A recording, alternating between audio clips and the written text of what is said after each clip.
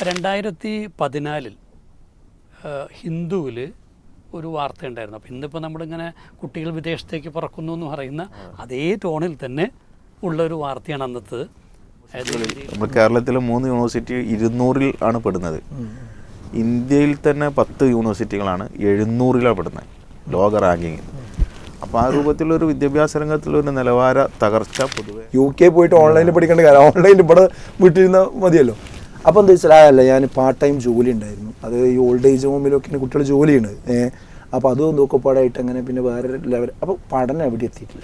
നമ്മളെ കേരളത്തിൽ നിന്ന് ധാരാളം വിദ്യാർത്ഥികൾ വിദേശത്തേക്ക് ഒഴുകുകയാണ്, വിദ്യാർത്ഥികൾ ഹയർ സ്റ്റഡിക്ക് വേണ്ടി. അപ്പോൾ യഥാർത്ഥത്തിൽ ഇപ്പോൾ അതിൻ്റെ ഒരു കണക്കും കാര്യങ്ങളൊക്കെ പറയുമ്പോൾ ശരി, വിദേശത്ത് ഈ പഠനത്തിന് വേണ്ടി തന്നെ ഏകദേശം $700 കോടി പ്രതിവർഷം ചെലവഴിക്കപ്പെടുന്നു എന്നുള്ളതാണ് പറയുന്നത്. ഏകദേശം 56,000 കോടി രൂപ. അപ്പോൾ അത്രമാത്രം പണം ഇതിൻ്റെ പേരിൽ പുറത്തേക്ക് ഒഴുകുന്നു. അതോടൊപ്പം തന്നെ ഏറ്റവും നല്ല ബ്രില്യൻ്റായ നന്നായി പഠിക്കുന്ന മിടുക്കരായ വിദ്യാർത്ഥികളും നമ്മുടെ നാട്ടിൽ പഠിച്ച് എന്നിട്ട് അവരുടെ ബുദ്ധിയും കാര്യങ്ങളൊക്കെ ഇവിടെ ഉപയോഗപ്പെടുത്തുന്നതിന് പകരം വിദ്യാർത്ഥികൾ നേരെ പുറത്തേക്ക് പോയി അവരുടെ എല്ലാ നിലക്കുമുള്ള കഴിവും മറ്റു രംഗങ്ങളിലേക്ക് ഉപയോഗപ്പെടുത്തുന്ന ഒരു സാഹചര്യമുണ്ട്. അതായത് ഇങ്ങനെ ഒരു കൊഴിഞ്ഞു പോക്ക്, അത് പിന്നെ നമ്മുടെ നാട്ടിൽ നിന്ന് അങ്ങനെ കൊഴിഞ്ഞു പോകുന്നതിനെ തടയാനും അതുപോലെ അതിനൊരു ഏറ്റവും നല്ലൊരു പരിഹാര മാർഗം അതൊക്കെ നമുക്ക് പറഞ്ഞു കൊടുക്കാൻ എങ്ങനെ സാധിക്കും എന്നുള്ളതാണ്. അത് നമ്മളുടെ കയ്യിലൊന്നും കിടക്കുന്നൊരു വിഷയം അല്ല. അത് എന്തായാലും ഈ 2024 ഇപ്പോൾ പഠനങ്ങൾ പറയുന്നത് 18 ലക്ഷത്തിനും 20 ലക്ഷത്തിനും ഇടയിൽ, ഇതിപ്പോൾ ഇന്ത്യൻ ഫിനോമിനാണ്, കേരളത്തിനെ മാത്രം ഇതല്ല, 20 ലക്ഷത്തിനും ഇടയിലുള്ള കുട്ടികൾ എന്ത് ചെയ്യും, വിദേശ വിദ്യാഭ്യാസം തേടി പോകുന്നതാണ്. നിങ്ങൾ പറഞ്ഞ പോലെ തന്നെ $80 മില്യൺ ഇത്തരത്തിൽ എന്ത് ചെയ്യും, വിദേശത്തേക്ക് കയറ്റി അയക്കപ്പെടും. ഇപ്പം 2014 ഹിന്ദുവിൽ ഒരു വാർത്ത ഉണ്ടായിരുന്നു. അപ്പോൾ ഇന്നിപ്പോൾ നമ്മളിങ്ങനെ കുട്ടികൾ വിദേശത്തേക്ക് പറക്കുന്നു എന്ന് പറയുന്ന അതേ ടോണിൽ തന്നെ ഉള്ളൊരു വാർത്തയാണ് അന്നത്തെ. അതായത് ഇന്ത്യയിൽ നിന്ന് വിദ്യാർത്ഥി സമൂഹം എന്ത് ചെയ്യുന്നു, വിദേശ രാജ്യങ്ങളിലേക്ക് മൈഗ്രേറ്റ് ചെയ്യുന്നു എന്നുണ്ട്. അപ്പോൾ അന്നത്തെ അതിൻ്റെ കൂടെ തന്നെ പറഞ്ഞിരുന്നു വെച്ചാൽ ചൈനയിൽ നിന്നും ഇതുപോലെ വിദ്യാർത്ഥികൾ വിദേശ രാജ്യങ്ങളിലേക്ക് പഠിക്കാൻ വേണ്ടിയിട്ട് പോകുന്നുണ്ട്. ആ ട്രെൻഡ് മനസ്സിലാക്കി ചൈനീസ് ഗവൺമെൻറ് അവരുടെ വിദ്യാഭ്യാസ മേഖല എന്ന് വെച്ചാൽ യൂണിവേഴ്സിറ്റി സ്റ്റഡീസ് അല്ലെങ്കിൽ അവരുടെ യൂണിവേഴ്സിറ്റികളെ അപ്ഗ്രേഡ് ചെയ്യാൻ, അതിൻ്റെ ക്വാളിറ്റി വർദ്ധിപ്പിക്കാനൊക്കെ ഉള്ള പ്രക്രിയ തുടങ്ങി വെച്ചിരിക്കണമെന്ന്. ഇന്നിപ്പോൾ നമുക്ക് നോക്കിയാൽ കാണാൻ പറ്റും, ചൈനയിൽ നിന്നുള്ള ഈ ഫ്ലോ കുറഞ്ഞതോടെ തന്നെ വിദേശ യൂണിവേഴ്സിറ്റികളെ സംബന്ധിച്ചിടത്തോളം ഏറ്റവും കൂടുതൽ അവർ പ്രതീക്ഷിക്കുന്നത് ഇന്ത്യയിൽ നിന്നുള്ള വിദ്യാർത്ഥികളെയാണ്. കാരണം 16 വയസ്സിന് താഴെയുള്ള കുട്ടികളാണ് ഇന്ത്യയിൽ 35 കോടി. അത് ഒരു വിദ്യാർത്ഥി സമൂഹത്തെ മൊത്തം എടുക്കുകയാണെങ്കിൽ ഏതാണ്ട് 10-60 കോടിയാണിത്. അപ്പോൾ ഭാവിയിലാണെങ്കിലും ശരി അതിഭീകരമായിട്ടുള്ള ഒരു എക്കണോമിക്കലായ സർപ്ലസിന് പറ്റിയ ഒരു ക്രൗഡ് ഇവിടെ ഉണ്ട്. അപ്പോൾ ആ ക്രൗഡിനെ വലിച്ചെടുക്കാനുള്ള എല്ലാ രീതിയിലുള്ള ശ്രമങ്ങളൊക്കെ ഉണ്ടാകുന്നുള്ള സംശയമൊന്നുമില്ല. പക്ഷെ ഇവിടെ നമ്മൾ കാണേണ്ട ഒരു കാര്യം, എന്തുകൊണ്ട് ഇവർ പോകുന്നു എന്നുള്ള ചോദ്യം തന്നെയാണല്ലോ. ഇപ്പോൾ ഈ കഴിഞ്ഞ വർഷം എനിക്ക് ഞാൻ ചെറിയൊരു പഠനത്തിൽ മനസ്സിലായത്, നമ്മുടെയൊക്കെ ചുറ്റുപാടുകളിലുള്ള കോളേജുകളിൽ സയൻസ് സബ്ജക്റ്റുകളിൽ ഡിഗ്രിക്കും PGക്കുമുള്ള സീറ്റുകൾ ഒഴിഞ്ഞെടുക്കണം. അത് കുറച്ചുകൂടെ കുട്ടികൾ പോയി ചേർന്നിട്ടുള്ളത് BBA, BCom, BCA ഒക്കെ പോലുള്ള കൊമേഴ്സ് ആയിട്ട് ബന്ധപ്പെട്ട സബ്ജക്റ്റുകൾക്കാണ്. സയൻസ് സബ്ജക്റ്റുകളിൽ ഈ ന്യൂജൻ എന്ന പേരിൽ പോലും തുടങ്ങിയ സബ്ജക്റ്റുകൾ, ബയോ കെമിസ്ട്രിയോ അങ്ങനെയൊക്കെ ഉള്ളതുകൾ, ഇതിനൊന്നും ജോബ് ക്രിയേറ്റ് ചെയ്യാൻ കഴിഞ്ഞിട്ടില്ല. അല്ല, അതൊക്കെ പഠിച്ച ആളുകൾ, കുടിച്ച കുട്ടികൾ പലപ്പോഴും ഒന്നുകിലോ അല്ലെ ടീച്ചർമാരായിട്ടോ അല്ലെങ്കിൽ വേറെ എന്തെങ്കിലും മേഖലയിലേക്ക് പോകേണ്ടി വരുന്നൊരവസ്ഥ ഉണ്ട്. കേരളത്തിൽ പ്രത്യേകിച്ചും അത്തരത്തിലുള്ള കുട്ടികളെന്നും ഏറ്റെടുക്കാൻ പറ്റിയ ഫേമുകളില്ല. ഇത് കുറച്ചുകൂടെ മുൻപേ എൻജിനീയറിംഗ് ഫീൽഡ് തുടങ്ങിക്കഴിഞ്ഞിരുന്നു. എൻജിനീയറിംഗ് കോളേജുകളിൽ പഠിച്ചിറങ്ങുന്ന കുട്ടികൾക്ക് യാതൊരുവിധ ജോലിയും ഇല്ല. അതുകൊണ്ട് തന്നെ എൻജിനീയറിംഗ് കോളേജുകളിലെ സീറ്റുകൾ വെറുതെ കിടക്കുന്ന അവസ്ഥ ഉണ്ടായിരുന്നു. അത് ഇന്ത്യ ഒട്ടുക്കും അതുകൊണ്ട് പല കോളേജുകളും പൂട്ടിപ്പോവുക വരെ ചെയ്തു. അപ്പോൾ ഇതൊക്കെ കാണിക്കുന്ന ഒരു പ്രശ്നം എന്ത് തന്നെയാണ്, ഇവിടെ ഫ്യൂച്ചർ കണ്ടുകൊണ്ടുള്ള കോഴ്സുകൾ അത് കൃത്യമായിട്ട് ഉണ്ടാകണം എന്നുള്ള ഒന്ന്. രണ്ടെന്തായാലും ഒരു ക്വാളിറ്റി എന്നുള്ളൊരു സാധനം, ഇത് ഇത് ജോബിന് വേണ്ടി തന്നെയാണ് പ്രിപ്പയർ ചെയ്യുന്നതെന്നുള്ള ബോധത്തോടെ വെറും തിയറി പഠിപ്പിക്കുന്ന സ്ഥാപനങ്ങളല്ലാതെ ആവുക എന്നുള്ളത്. ഒരു ഗ്ലോബൽ അറ്റൻഷൻ കിട്ടുന്ന ഒന്നാണ് അത്തരത്തിലുള്ള സർട്ടിഫിക്കേഷൻ എന്ന് പറയുന്നത്. അപ്പോൾ അതുകൊണ്ട് തന്നെ അത്തരം വിദേശ യൂണിവേഴ്സിറ്റികളിൽ പോയി പഠിക്കുന്ന കുട്ടികളെ സംബന്ധിച്ചോളം അവർ ആ രീതിയിൽ പെട്ടെന്ന് തന്നെ മാർക്കറ്റിൽ, ജോബ് മാർക്കറ്റിൽ പൂള് ചെയ്യപ്പെടും. ആ നിലയ്ക്കുള്ളൊരു താല്പര്യം അതിനകത്ത് ഉണ്ടാകും. പിന്നെ അതിൻ്റെ ഒരു മറുവശം എന്ന് പറയുന്നത്, ഇന്ത്യയെ സംബന്ധിച്ചോളം അതിൻ്റെ പോപ്പുലേഷൻ 140 കോടി കവിഞ്ഞു. വിദ്യാർത്ഥി സമൂഹം എന്ന് പറയുന്നത്, അല്ലെങ്കിൽ ഈ റെഡി ടു വർക്ക് ആയിട്ടുള്ളൊരു സമൂഹം എന്ന് പറയുന്നത് വലിയൊരു സെക്ടറാണ്. ഇതിനെ പൂർണ്ണമായിട്ട് ഉൾക്കൊള്ളാൻ ഇന്ത്യയിലെ ഒരു മാർക്കറ്റിന് കഴിയുമോ എന്നുള്ളൊരു ചോദ്യമുണ്ട്, സംശയം തന്നെയാണത്. മാത്രമല്ല വിദേശത്ത് ലഭിക്കാവുന്ന ഒരു സാലറി, കിട്ടാവുന്ന പിന്നെ ഒരു സാമ്പത്തികമായിട്ടുള്ളൊരു നേട്ടം, അതിവിടെ വർക്ക് ചെയ്യുന്നോട്ട് കിട്ടിക്കൊള്ളുന്നില്ല. അപ്പോൾ ആ നിലയ്ക്ക് കുറച്ചുകൂടെ നേരത്തെ, പണ്ടൊക്കെ ഡിഗ്രിയൊക്കെ എടുത്തതിന് ശേഷമാണ് ഇവിടുന്ന് പോരുന്നത്. ഇപ്പം എന്ത് ചെയ്യുന്നു, എന്നാൽ പഠനം തന്നെ അവിടെയാക്കാം, വർക്ക് ആൻഡ് സ്റ്റഡി എന്നുള്ള രീതിയിൽ മോഡൽ പഠിച്ച് അവിടെ തന്നെ ജോലി നേടാമെന്നുള്ള രീതിയിൽ ചിന്തിക്കുകയാണ്. ഇത് നമ്മൾ ഇന്ത്യൻ സർക്കാർ ചെയ്യേണ്ടതെന്ന് വെച്ചാൽ, ഇവിടെ നമുക്ക് ആവശ്യമുള്ള കൃത്യമായിട്ടുള്ള ജോബുകൾ ക്രിയേറ്റ് ചെയ്യുകയും ഒപ്പം അതിന് വേണ്ട ഒരു ട്രെയിനിങ് സെൻറ്റേഴ്സായിട്ട് കോളേജുകളെയും അല്ലെങ്കിൽ മറ്റ് അത്തരത്തിലുള്ള ഇൻസ്റ്റിറ്റ്യൂട്ടുകളെ കൺവേർട്ട് ചെയ്യുകയും ഇവിടുത്തെ ഒരു നിലവാരം, ഇപ്പം നമുക്കറിയാം, ഇപ്പോൾ ചൈനയിൽ 1000 ലോകത്ത് 1000 യൂണിവേഴ്സിറ്റികൾ എടുത്തിട്ടുണ്ടെങ്കിൽ അതിൽ 100ൻ്റെ താഴെ വന്ന യൂണിവേഴ്സിറ്റികൾ വന്നിട്ടുണ്ട്. ഇപ്പോൾ ഇന്ത്യയിലെ ഏറ്റവും ഉയർന്ന ഇത് 300 മറ്റോ ആണെന്ന് ഞാൻ നേരത്തെ കേട്ടില്ല, 270 അത് ഇന്ത്യൻ ഇൻസ്റ്റിറ്റ്യൂട്ട് ഓഫ് സയൻസ് എന്ന് പറയുന്നത്. അപ്പോൾ നമുക്ക് അത്തരത്തിലുള്ള ഇത്രയും യൂണിവേഴ്സിറ്റികളിൽ നമ്മളെ സംബന്ധിച്ചോളം അതിൻ്റെ ക്വാളിറ്റി അപ്ഗ്രേഡ് ചെയ്യുന്ന കാര്യത്തിൽ നമുക്ക് പരാജയം സംഭവിച്ചിട്ടുണ്ട്. പിന്നെ എന്തായാലും ശരി, ഇന്ത്യയുടേതാണ് ലോകത്തിലെ ഏറ്റവും വലിയ ഡയാസ്പോറ, പ്രവാസി സമൂഹം എന്ന് പറയുന്നത്. ലോകത്തെ ഏറ്റവും കൂടുതൽ റെമിറ്റൻസ് എന്ന് വെച്ചാൽ വിദേശത്തു നിന്നുള്ള അത്തരം പണം കിട്ടുന്ന രാജ്യം ഇന്ത്യയാണ്. അപ്പോൾ ആ നിലയ്ക്കത് പൂർണ്ണമായിട്ട് നമ്മൾ നെഗറ്റീവായിട്ട് കാണേണ്ടതില്ല. പിന്നെ ഈ രീതിയിൽ എങ്ങനെയാണ് നമ്മൾക്ക് ആവശ്യമുള്ള ഒരു പിന്നെ എന്താ പറയുക, ടാലൻറ്റഡ് ആയിട്ടുള്ള ആളുകളെ ഇവിടെ പിടിച്ചു നിർത്താൻ പറ്റുക എന്നുള്ളത് ചെയ്യണം. അപ്പോൾ അതിനുവേണ്ടി എന്തായാലും നിലവാരം ഉയർത്തുക, ഒപ്പം ഓപ്പർച്യൂണിറ്റീസ് കൂടുതലായിട്ട് ക്രിയേറ്റ് ചെയ്യുക, അപ്ഗ്രേഡ് ചെയ്യുക, കോഴ്സുകൾ അപ്ഗ്രേഡ് ചെയ്യുക, സമാന്തരമായ രൂപത്തിൽ എല്ലാവർക്കും പഠിക്കാനുള്ള, അല്ലെങ്കിൽ ഏറ്റവും നല്ല കുട്ടികൾക്ക് പഠന സൗകര്യം ലഭിക്കാൻ വേണ്ട സംവിധാനങ്ങൾ ഉണ്ടാക്കുക.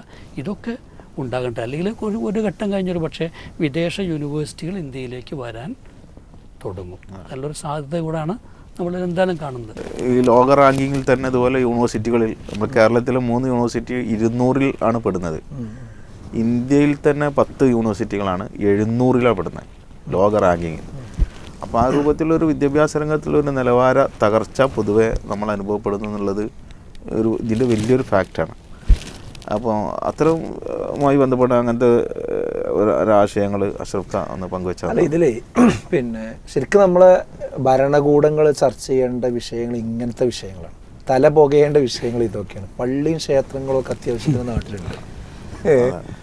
അപ്പം അതിലാണ് ഇപ്പോൾ നമ്മൾ ആളുകൾക്ക് പിന്നെ ഭരണകൂടങ്ങൾക്ക് ശ്രദ്ധ. അതൊക്കെ ജനങ്ങളെ അവരെ ആവശ്യത്തിന് ആരാധിക്കാനും കാര്യങ്ങൾക്കൊക്കെ അവരായിട്ടുണ്ടായിക്കോളും. അതിന് എന്ത് ചെയ്യേണ്ടതില്ല, ഭരണകൂടം വല്ലാതെ തലവേദന, സൗകര്യം ഉണ്ടായി കൊടുത്താൽ മതി, അതിനുള്ള സൗകര്യം ഉണ്ടായി കൊടുത്താൽ മതി. അവരെ തമ്മിൽ തെറ്റിപ്പിക്കാതിരുന്നാലും മതി, അതവർ ജീവിച്ചോളും. നമ്മളെ സർക്കാരൊക്കെ ഏറ്റവും തല പോകേണ്ട ഒരു വിഷയമാണ് എന്തുകൊണ്ട് നമ്മുടെ മക്കൾ പുറത്തേക്ക് പോകുന്നു എന്ന്. ഇത് അന്വേഷിച്ചിട്ടില്ലെങ്കിൽ സംഭവിക്കാൻ പോകുന്നത് വെച്ചാൽ 2030 ആകുമ്പോഴേക്കും 35 ആകുമ്പോഴേക്കും നല്ലൊരു വിഭാഗം യൂത്ത് ഇവിടുന്ന് പോകും. യാതൊരു തർക്കമോ കാര്യത്തിലില്ല. ഇവിടെ ചൈന അനുഭവിച്ച മാതിരി വയസ്സന്മാർ മാത്രമാണ്, വീടുകളിൽ വയസ്സന്മാർ മാത്രമാണ് ഒരു അവസ്ഥയ്ക്ക് കാര്യങ്ങൾ പോകും. അപ്പോൾ അത് പിന്നെ ഭരണകൂടങ്ങൾ ആ വിഷയത്തിൽ നല്ല ആലോചന നടത്തണമെന്നുള്ളത്. പിന്നെ ഇതിലെന്താ വെച്ചാൽ, ഉപരിപഠനത്തിന് പുറത്തേക്ക് പോകാൻ പാടുണ്ടോ, പിന്നെ അത് ശരിയാണോ തെറ്റാണോ എന്നുള്ള ചോദ്യത്തിൽ അതൊരു ബ്ലാക്ക് ആൻഡ് വൈറ്റ് ആയിട്ട് നമുക്ക് മറുപടി പറയാൻ പറ്റുന്ന വിഷയമല്ല. അത് പിന്നെ നമുക്ക് വളരെ വിശകലനത്തോടും വിവേകത്തോടും കൂടി മാത്രമേ ഈ കാര്യം കൈകാര്യം ചെയ്യാൻ പറ്റുള്ളൂ. ഇവിടെ യഥാർത്ഥത്തിലൊരു മൊബിലിറ്റി അല്ല, ഒരു മൈഗ്രേഷനാണ് നടക്കുന്നത് ശരിക്കും. അതിങ്ങനെ പോയി വരിക എന്നുള്ളതല്ല, പോകുന്ന ആൾക്കാർ പോവുകയാണ്. അത് 2-3 തരത്തിലുണ്ട്. ഒന്ന് സ്റ്റുഡൻസ്, പഠിക്കാൻ പോകുന്ന ആൾക്കാർ. വേറൊന്നുള്ളത് എന്താണെന്ന് വെച്ചാൽ പഠിച്ച് കഴിഞ്ഞ് ശേഷം ജോലിക്ക് പോകുന്ന ആൾക്കാർ. മൂന്നാമത്തെ തന്നെ എന്ന് പറയുന്നത് പെർമനൻ്റ് ആയിട്ട് പിന്നെ സ്ഥിരതാമസത്തിന് വേണ്ടി പോണ ആളുകൾ.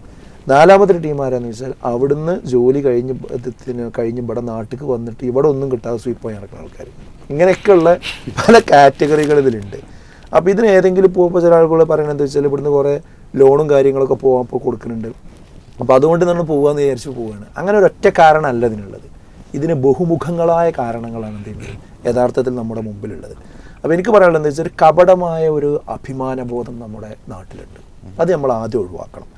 ഈ ബ്രെയിൻ ഡ്രെയിൻ എന്ന് പറയുന്ന സംഭവം ഉണ്ടല്ലോ, അതായത് ഇന്ത്യൻ വംശജരായ ബുദ്ധിജീവികൾ, ഇപ്പോൾ ഋഷി സുനക്കിനെ പോലുള്ള ആളുകളൊക്കെ പറ്റി പറയുന്നത് ആരെങ്കിലും നല്ല നേട്ടം നേടിക്കഴിഞ്ഞാൽ അയാൾക്ക് ഇന്ത്യയിലുമായിട്ട് വല്ല ബന്ധമുണ്ടോ എന്നിട്ട് ഇന്ത്യൻ വംശജൻ. യഥാർത്ഥത്തിൽ അതൊക്കെ നിഷേധിക്കപ്പെട്ട സംഗതിയാണ്. അദ്ദേഹം അവിടെ വളർന്ന് അവിടെ ജീവിച്ച് അദ്ദേഹത്തിൻ്റെ ഏതോ ഒരു വേരുപടൻ, അങ്ങനെ നമ്മൾ അതിലിങ്ങനെ അഭിമാനം കൊള്ളുന്ന ഒരവസ്ഥ, അത് നമ്മൾ എന്ത് ചെയ്യേണ്ടത്? ഇന്ത്യക്കെതിരെയുള്ള സ്റ്റാൻഡ്, വിദ്യാർത്ഥികൾക്കെതിരെയുള്ള സ്റ്റാൻഡ് എടുത്ത് അതെ ബ്രെയിൻ ഗെയിൻ എന്ന് പറയുന്ന സംഭവം ഉണ്ടല്ലോ, അതാണ് ശരിക്കും പുറത്ത് പഠിച്ച് വന്ന അവിടുന്ന് പഠിച്ചിട്ട് ഇവിടെ വന്ന ആൾ. ഇപ്പോൾ ഗാന്ധിജി, അതുപോലെ നെഹ്റു, അതുപോലെ ഇപ്പോൾ രാഹുൽ ഗാന്ധി, ഇവരൊക്കെ എടുത്ത് പരിശോധിച്ച് നോക്കുകയാണെങ്കിൽ അവരൊക്കെ പുറത്ത് പഠിച്ച ആളുകളാണ്. എന്നിട്ട് ഇവിടെ വന്ന് ആ ഒരു നിലക്ക് സംഭവങ്ങളായ ആളുകളാണ്. അപ്പോൾ എല്ലാം നമ്മൾ ഉഷാറായിരുന്നു. എന്നിട്ട് നമ്മൾ പുറത്ത് പോയിട്ട് എല്ലാവരെയും പഠിപ്പിക്കണം എന്നുള്ളതിന് പകരം അങ്ങോട്ടും ഇങ്ങോട്ടുമൊക്കെ കൊണ്ടും കൊടുത്തും ഈ വിഷയത്തിൽ പോകുന്ന ഒരു യാഥാർത്ഥ്യ ബോധത്തേക്ക് എന്ത് ചെയ്യണം? നമ്മളൊരു കപടമായ ഒരു സാഹചര്യത്തിൽ നിന്ന് ഒരിക്കലും നമ്മൾ മാറേണ്ടതുണ്ട്. ഒന്നത്. അതുപോലെ തന്നെ ഇത് ഇവിടുന്ന് പോകാൻ പല കാരണങ്ങളെന്ന് ഞാൻ പറഞ്ഞല്ലോ. അതിൽ സോഷ്യലായിട്ടുള്ള, എക്കണോമിക്കലായിട്ടുള്ള, പൊളിറ്റിക്കലായിട്ടുള്ള, അതേപോലെ തന്നെ എഡ്യൂക്കേഷണലായിട്ടുള്ള വിഷയങ്ങളൊക്കെ സമഗ്രമായി വിലയിരുത്തപ്പെടേണ്ടതുണ്ട്. അതിന് നല്ല ബുദ്ധിജീവികൾ ഇരുന്നു കൊണ്ട് ഈ വിഷയം എന്ത് ചെയ്യേണ്ടതുണ്ട്? ശരിക്കും ചർച്ച ചെയ്ത് ഗവൺമെൻറ് അതിനൊരു പ്രോജക്റ്റ് ഉണ്ടാക്കി മുന്നോട്ട് പോകുക തന്നെ വേണ്ടതുണ്ട്. ഒരു കോപ്പി പേസ്റ്റ് സംസ്കാരം കൊണ്ട് യാതൊരു കാര്യമില്ല. ഇപ്പോൾ ഈ ഫിൻലാൻഡിലെ വിദ്യാഭ്യാസം വലിയ സംഭവമാണെന്ന് പറഞ്ഞുകൊണ്ട് എപ്പോഴും പറയുന്നുണ്ട്. നമ്മളെ മുഖ്യമന്ത്രിയും വിദ്യാഭ്യാസ മന്ത്രിയൊക്കെ അവിടേക്ക് വലിയ യാത്രയൊക്കെ പോയി. അതിൽ നമ്മൾ മനസ്സിലാക്കേണ്ടതെന്ന് വെച്ചാൽ ഓരോ രാജ്യത്തും അവിടുത്തെ ഒരു ആംബിയൻസ് ഉണ്ടാവും, അതിനനുസരിച്ച് സംവിധാനവും അതിനനുസരിച്ചൊരു വിദ്യാഭ്യാസ വ്യവസ്ഥയും കാര്യങ്ങളും ജോലിയൊക്കെ ഉണ്ട്. അത് അതേപോലെ പറിച്ചുപാടെ കൊണ്ടുവരിക എന്നുള്ളതൊന്നും എന്തല്ല ഒരു ശരിയായ രീതിയല്ല. അപ്പോൾ ആ നിലക്കുള്ള ഒരു യൂറോപ്യൻ മാനിയ ഉണ്ടല്ലോ, ആ യൂറോപ്പ് നോക്കിങ്ങൾ എന്ന് പറയുന്ന രീതിയിലുള്ള അങ്ങനത്തെ ഒരു സംഗതിക്കും നമ്മൾ പോയിട്ട് കാര്യമില്ല. അപ്പോൾ നമുക്കിവിടെ പറയണത് എന്താ വെച്ചാൽ ഈ വിഷയം നമ്മൾ പഠിക്കുമ്പോൾ കുട്ടികളുടെ റെസ്പോൺസ് മാത്രം എടുത്തുകൊണ്ട് പഠിക്കാൻ പാടില്ല. അപ്പോൾ ഞാനിങ്ങനെ പരിശോധിച്ച് നോക്കുമ്പോൾ ഈ മീഡിയകളിലൊക്കെ കുറച്ച് ഈ വിഷയം ചർച്ച ചെയ്യപ്പെട്ടിട്ടുണ്ട്. അവരതിനെ ആകെ സ്രോതസ്സായി എടുക്കുന്നത് എന്താണെന്ന് വെച്ചാൽ ഇവിടുന്ന് പോയ കുട്ടികളുണ്ടല്ലോ, ഈ പോയ കുട്ടികൾ UK-ലും അവിടെ ഇവിടെയൊക്കെ പഠിച്ചുകൊണ്ടിരിക്കുന്ന ജോലി ചെയ്യുന്ന ആളുകൾ, അവരുടെ അടുത്തൊക്കെ പോയിട്ട് ഇൻ്റർവ്യൂ ചെയ്യണം. നിങ്ങൾ എന്തുകൊണ്ട് വന്നു, എന്തുകൊണ്ട് നാട്ടിലേക്ക് വരുന്നില്ല, എന്താണ് നിങ്ങളോട് അനുഭവിക്കുന്ന പ്രശ്നം. അത് നല്ലൊരു അന്വേഷണാത്മകമായ ഒരു സംഗതി തന്നെയാണ്. പക്ഷെ ആത്യന്തികമായി ഈ കുട്ടികളുടെ പ്രതികരണം മുന്നിൽ വെച്ചുകൊണ്ട് ഈ വിഷയത്തിലേക്ക് നമ്മൾ പോയാൽ നമുക്ക് പഴക്കും. കാരണം എന്താ പറയുക, കുട്ടികൾക്ക് അനുഭവങ്ങൾ കുറവാണ്. അവർ പുറമേ കാണുന്ന ചില കാര്യങ്ങളെ മാത്രം വെച്ചുകൊണ്ടാണ് അവർ ലൈഫിൻ്റെ ഗോൾ സെറ്റ് ചെയ്യണത്. അങ്ങനെയാണ്. അപ്പോൾ ഈ ഒരു ലൈഫ് വ്യൂ വേണ്ടത്ര ശരിയല്ലാത്ത ഒരവസ്ഥയാണ്. ഇപ്പോൾ കുട്ടികൾക്ക് തൽക്കാലം കുറച്ച് ആവശ്യങ്ങളുണ്ടാവും, അത് മനസ്സിൽ കണ്ടിട്ടാണ് ഒരു കനമുള്ള ചിന്ത പലപ്പോഴും അവരെടുത്തുണ്ടാവില്ല. ഈ കുട്ടികളോട് തന്നെ ഒരു 10 വർഷം കഴിഞ്ഞിട്ട് ചോദിച്ചാൽ ഈ അഭിപ്രായമല്ല പറയാം.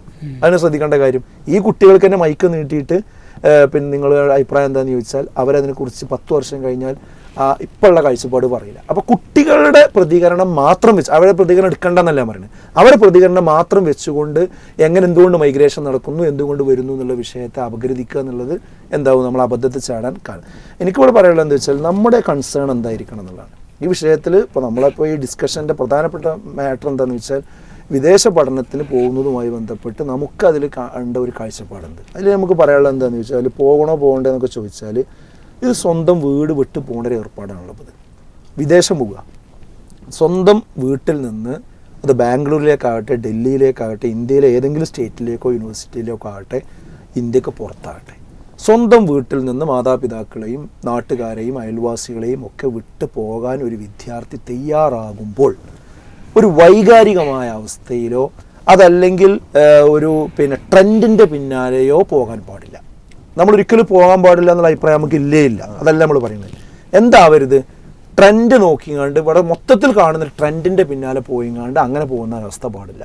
അതേപോലെ തന്നെ ഇപ്പോൾ കുറേ പ്രൈവറ്റ് ഏജൻസികൾ ഇവരെ കുട്ടികളെ കൊണ്ടുപോകാൻ വേണ്ടി അതൊരു ബിസിനസ് മാർഗ്ഗമാക്കി നടക്കുന്നുണ്ട്. അവരുടെ ആഡുകളുണ്ട്, അവരുടെ പരസ്യവും കാര്യങ്ങളൊക്കെ കണ്ടു കഴിഞ്ഞാൽ ഫ്ലൈറ്റ് ഇങ്ങനെ ഉഷാറായിട്ട് ഇങ്ങനെ പോകണം, അങ്ങനെ ആൾക്കാണ് കണ്ടുകാണ്ടുണ്ടല്ലോ, അതിൽ മയങ്ങിങ്ങാണ്ടൊരു പോക്ക്, അതും നോക്കി പാടും. ഇപ്പോൾ ജോർജിയയിലെ മഞ്ഞ്, അതുപോലെ തന്നെ ചൈനയിലെ MBBS, UK-യിലെ നൈറ്റ് ലൈഫ്, അമേരിക്കയിലെ ഒരു ലിവിങ് സ്റ്റാൻഡേർഡ്, അതേപോലെ തന്നെ ഇപ്പോൾ കൊറിയ, ഇപ്പോൾ ഏഷ്യൻ രാജ്യമായ കൊറിയയിൽ കേക്ക് കൾച്ചർ, ഇങ്ങനത്തെ കുറേ സാധനങ്ങൾ കണ്ടിട്ട് ഇപ്പോൾ ഒരു കുട്ടി പറഞ്ഞ അഭിപ്രായം എന്താ വെച്ചാൽ ഇവിടുത്തെ മാതിരില്ല, അവിടെ രാത്രി ഇറങ്ങി നടക്കുക, അടിച്ച് പൊളിക്കുക, ഇതൊക്കെയാണ് അവരെ മനസ്സിൽ. ഇങ്ങനെ വളരെ പെരിഫറൽ ആയിട്ടുള്ള സംഭവങ്ങൾ വെച്ചിട്ട് അത് വെച്ചുകൊണ്ടാകരുത് സ്വന്തം വീട് വിട്ട് ലക്ഷക്കണക്കിന് രൂപ വാങ്ങി ലോൺ എടുത്ത് തൻ്റെ മാതാപിതാക്കളെ പ്രയാസപ്പെടുത്തി പോകുന്നതിന് കൃത്യവും വ്യക്തവും കണിശവുമായ ഒരു ഉത്തരം തേടിയിരിക്കണം. ഇത്ര നമ്മൾ പറയുന്നുള്ളൂ.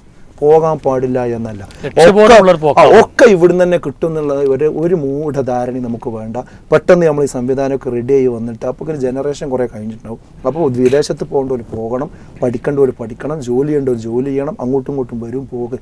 പക്ഷെ കൃത്യമായ കാഴ്ചപ്പാട് വേണം. ഇപ്പം എന്താ വെച്ചാൽ ചില കുട്ടികൾ രക്ഷിതാക്കളെ കബളിപ്പിച്ചുകൊണ്ട് കാശ് വാങ്ങി അവിടെ പോയിട്ട് എന്താണ് ചെയ്യണമെന്ന് രക്ഷിതാവിനോട് ചോദിച്ചാൽ, എനിക്ക് ഓർമ്മയുണ്ട്, ഒരു കുട്ടിയോട് ഞാൻ ചോദിച്ചു, ആ 4 വർഷമായിട്ട് UK എന്താ മോനെ, എന്താ എൻ്റെ ജോലി, പിന്നെ പഠനം എന്തായെന്ന് ചോദിച്ചു. അപ്പോൾ അത് പിന്നെ ഒക്കെ നടന്ന് കുഴപ്പമൊന്നുമില്ല കഴിഞ്ഞു പറഞ്ഞു. ഒന്ന് കടലാസ് ഇട്ട് വെച്ചു, എൻ്റെ എന്തെങ്കിലും സർട്ടിഫിക്കറ്റോ കാര്യങ്ങളോ എന്തെങ്കിലും ഉണ്ട്. അല്ല അതിന് ഞാൻ ഓൺലൈനിലായിരുന്നു, അത് കോവിഡൊക്കെ കഴിഞ്ഞതിന് ശേഷം കൊണ്ട് വേണ്ട മാതിരി ശരിയല്ലോ. അപ്പോൾ ഞാൻ ഓൺലൈൻ ആണെങ്കിൽ എനിക്ക് വീട്ടിലിരുന്നാൽ മതിയെന്നല്ലോ, എന്തിനാണ് അവിടെ പോകേണ്ട കാര്യം?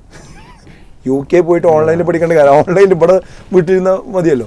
അപ്പോൾ എന്താ വെച്ചാൽ അല്ല ഞാൻ പാർട്ട് ടൈം ജോലി ഉണ്ടായിരുന്നു, അത് ഈ ഓൾഡ് ഏജ് ഹോമിലൊക്കെ കുട്ടികൾ ജോലിയുണ്ട്. അപ്പോൾ അതും നോക്കപ്പാടായിട്ട് അങ്ങനെ പിന്നെ വേറെ ലെവൽ. അപ്പോൾ പഠനം എവിടെ എത്തിയിട്ടില്ല. ഇത് ഈ പാവം മാതാപിതാക്കൾക്ക് അറിയില്ല, ലക്ഷക്കണക്കിന് രൂപ കൊടുത്ത മാതാപിതാക്കൾക്ക് അറിയില്ല. ഇങ്ങനെ ഒരു നൈമിഷികമായൊരു ഏർപ്പാടിന് വേണ്ടിയിട്ട് ഇവിടുന്ന് മൊത്തം പോകുന്ന രീതി മഹാപകടകരമാണ്. എന്നാൽ നല്ല ജെനുവിനായിട്ട് കുട്ടികൾ പഠിക്കാനും ഇതിനൊക്കെ വേണ്ടി പുറത്തേക്ക് ലക്ഷ്യബോധത്തോട് അതിനെന്ത് വേണമെന്ന് വെച്ചാൽ ഒരു +2 കഴിയുമ്പോൾ തന്നെ ഈ കുട്ടികൾക്ക് ഇതിനെക്കുറിച്ചുള്ള ഒരു അവയർനെസ് കൊടുക്കാൻ പാകത്തിൽ നമ്മുടെ വിദ്യാർത്ഥി സംഘടനകളൊക്കെ അവിടേക്കാണ് തിരിയേണ്ടത്. നേരത്തെ നമ്മൾ ചർച്ച ചെയ്ത കലാലയ രാഷ്ട്രീയത്തിൻ്റെ വിഷയമൊക്കെ പറഞ്ഞു, ഇവിടെ കത്തിക്കുത്തിനും മറ്റു കാര്യങ്ങൾക്കൊക്കെ ഇറങ്ങി പുറപ്പെടുന്ന പിന്നെ വിദ്യാർത്ഥി സംഘടനകളൊക്കെ ഈ കാലത്തിൻ്റെ ഇപ്പോഴത്തെ പ്രശ്നത്തിനെ, പൊള്ളുന്ന പ്രശ്നത്തിനെ മുന്നിൽ വെച്ച് പഠിച്ച് അപഗ്രഥിച്ച് കുട്ടികൾക്ക് കാഴ്ചപ്പാട് കൊടുത്ത് പിന്നെ എന്താണ് വിദേശ പഠനം, അവിടെ പോകേണ്ടത് എങ്ങനെയാണ്, വരേണ്ടത് എങ്ങനെയാണ്, ഇത് എല്ലാ സംഘടനകളും, അത് പിന്നെ നമ്മളെ പോലുള്ള സംഘടനകൾക്കൊക്കെ ഉത്തരവാദിത്തമുള്ള കാര്യമാണ്. അങ്ങനെ ഒരു അവയർനെസ് കൊടുത്ത് ലക്ഷ്യബോധത്തോടു കൂടി പോവുക. ഇല്ലെങ്കിൽ ഇവിടെയുള്ള സംവിധാനങ്ങളിൽ എന്ത് ചെയ്യാൻ നിൽക്കുക. പിന്നെ ഗവൺമെൻറ് ചെയ്യേണ്ടത് എന്താ വെച്ചാൽ നമ്മുടെ സിലബസ്, നമ്മുടെ മറ്റു സംവിധാനങ്ങൾ, ഇതൊക്കെ എന്ത് ചെയ്യേണ്ടതുണ്ട്, പിന്നെ ശരിക്ക് ഒരു പുനരാലോചന ഇതിൽ ആവശ്യമാണ്. ഇപ്പോൾ മുഖ്യമന്ത്രി ഇതിൽ പ്രതികരിച്ചത് എന്താണെന്ന് ചോദിച്ചാൽ, ഇപ്പോൾ ഒരു ബിഷപ്പ് പറഞ്ഞല്ലോ, പിന്നെ പെട്ടെന്ന് പഠനവിധേയമാക്കണം എന്നാണ് മുഖ്യമന്ത്രി പെട്ടെന്ന് പറഞ്ഞത്. അത് കേരളത്തിൻ്റെ മാത്രം പ്രശ്നമൊന്നുമല്ല, മൊത്തം ലോകത്തിൻ്റെ മാറ്റത്തിൻ്റെ ഭാഗമായിട്ട് സംഭവിക്കുന്നതാണ്. അങ്ങനെ ഒറ്റവാക്കിൽ അവസാനിപ്പിച്ച് അടച്ചു വെക്കേണ്ട വിഷയമല്ല ഇത്. സിലബസ് പരിഷ്കരിക്കപ്പെടണം. ക്യാമ്പസ് രാഷ്ട്രീയം പരിധി വിടുന്നതിനെ പറ്റി അവലോകനം ചെയ്യണം. രാഷ്ട്രീയ അതിപ്രസരം ക്യാമ്പസിലും ക്യാമ്പസിന് ശേഷവും ജോലി കൊടുക്കുന്നതിലും ഇപ്പം എന്താ വെച്ചാൽ ഈ സ്കൂളിലും കാര്യങ്ങളിലും PSC ഒക്കെ പെട്ടെന്ന് വിളിച്ചു പോകുന്നുണ്ട്.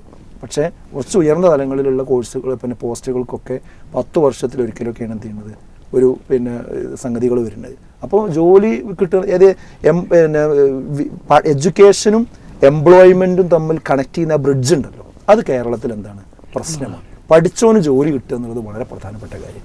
അത് കിട്ടുന്ന രൂപത്തേക്ക് വരണം. അതുപോലെ ഇൻഡസ്ട്രി, ഇവിടെ വ്യവസായങ്ങൾ വരുന്നില്ല, കുറേ കാലങ്ങളായിട്ട് വരുന്നില്ല.